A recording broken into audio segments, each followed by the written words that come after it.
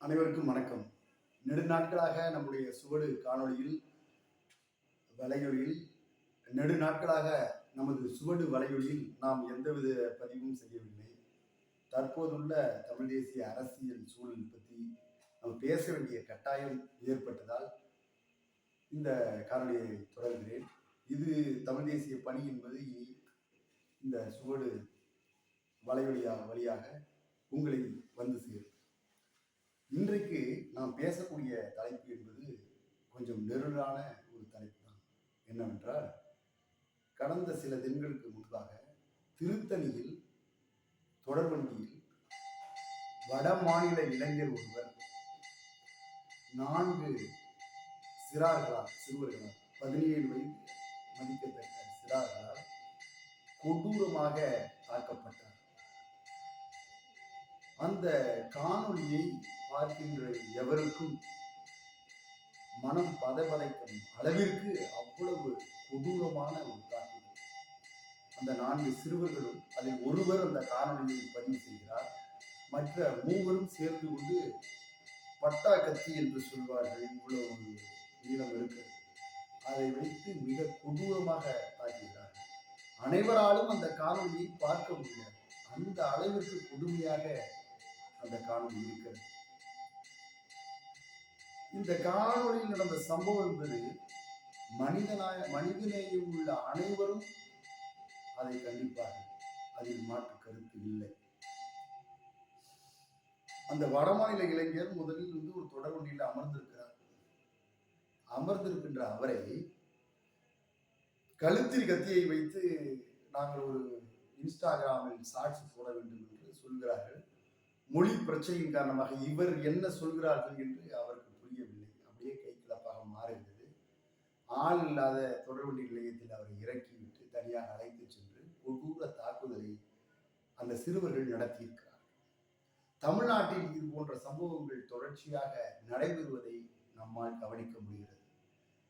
கடந்த ஒரு 2 வாரம் அல்லது 3 வாரத்திற்கு முன்பு தஞ்சாவூர் மாவட்டம் கும்பகோணம் வட்டம் பட்டீஸ்வரம் அரசு மாதிரி மேல்நிலைப் பள்ளியை சேர்ந்த 12ஆம் வகுப்பு படிக்கும் மாணவன் கவியரசன் என்பவர் அதே பள்ளியில் 11ஆம் வகுப்பு படிக்கும் மாணவர்கள் ஏறத்தாழ 15 நபர்கள் இதே போன்று ஒரு தாக்குதல் நடத்தி அந்த மாணவன் இறந்தே போனார்.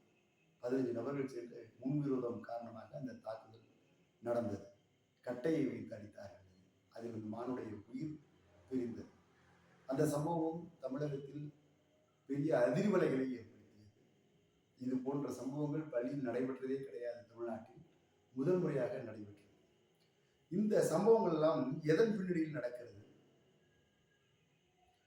17 வயதுக்கெல்லாம் அந்த மாணவன் போதைக்கு தள்ளப்படுகிறார்.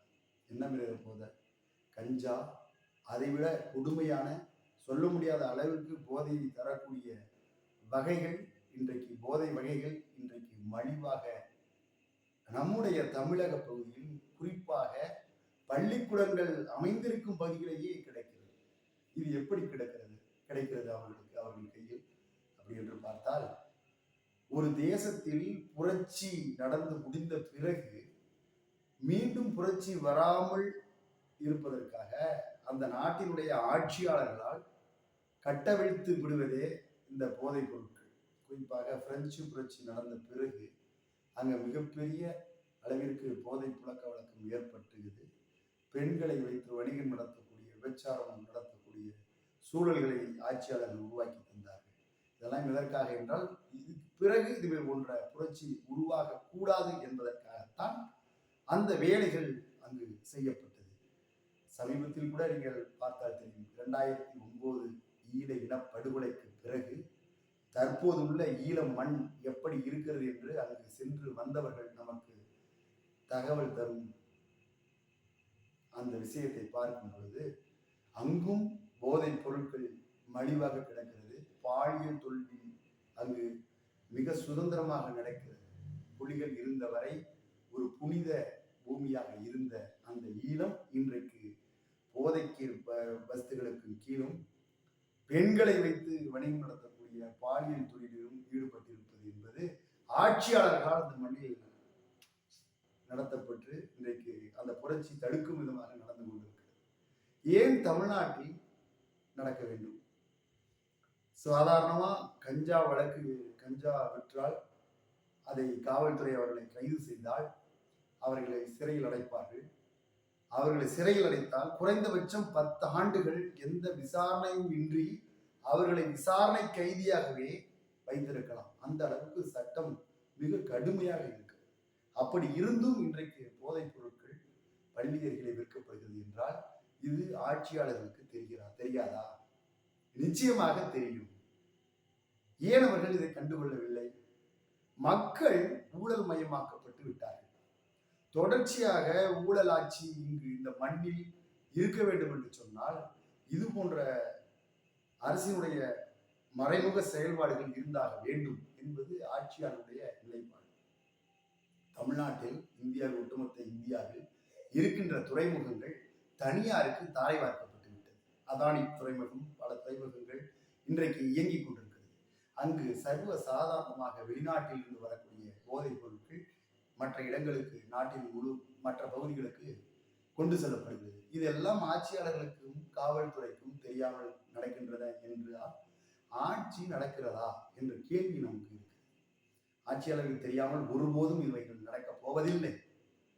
தமிழ்நாட்டில் இது அதிகமாக இருக்கிறதுக்கான காரணம் தற்போது தமிழ் தேசிய அரசியல் பட்டி தொட்டி எங்கும் பரவி கொண்டிருக்கிறது.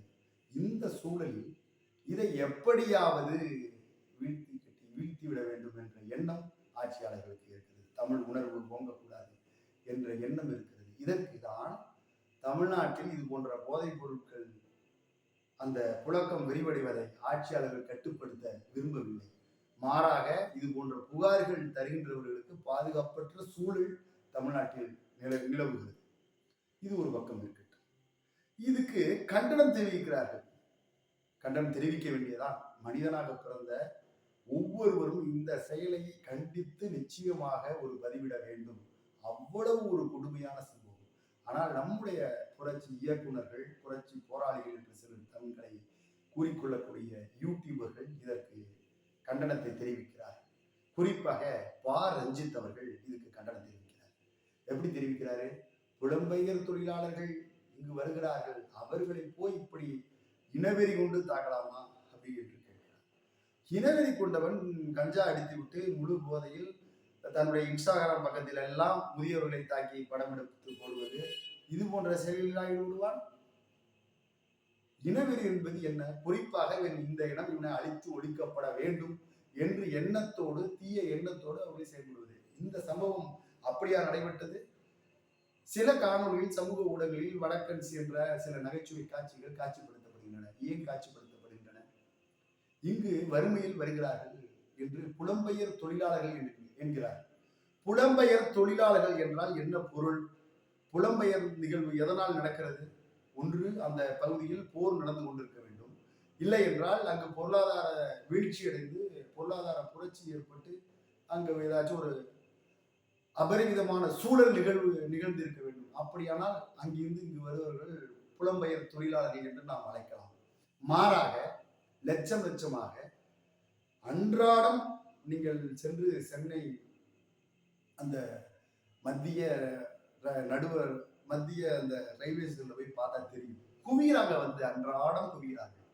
அவர்கள் குவிந்து இங்கு உள்ள வேலை வாய்ப்பை, இங்கு உள்ள மக்கள் பார்க்கக்கூடிய வேலை வாய்ப்பை பறிக்கிறார்கள்.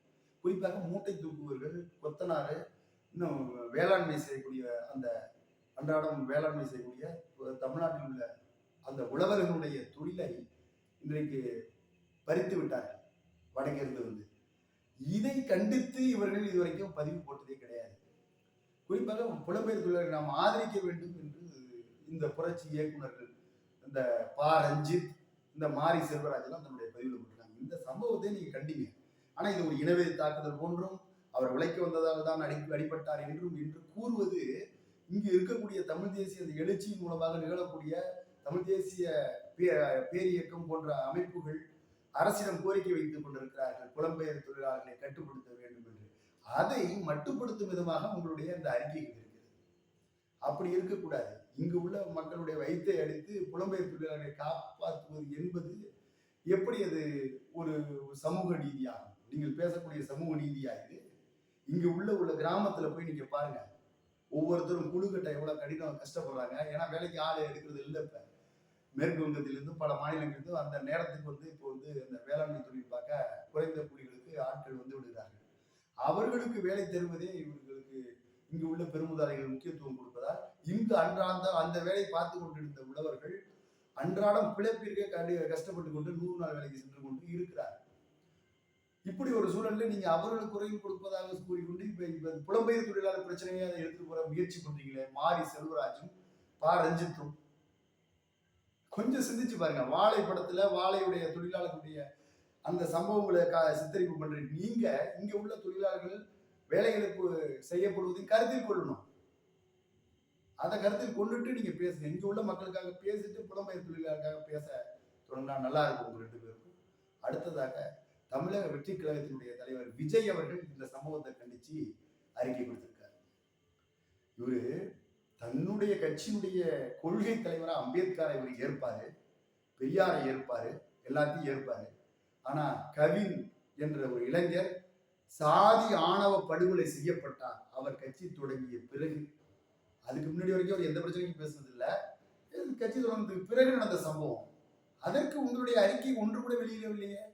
இதை நாம் தமிழர் கட்சியுடைய தம்பிகள் தான் இன்றைக்கு சமூக ஊடகங்களில் பேசிக் கொண்டிருக்கிறார்கள், அண்ணன்களும் தம்பிகளும். ஆனால் நீங்கள் என்ன அறிக்கை விட்டு முதல் முறையா ஒரு அறிக்கை விட்டுருக்கீங்க?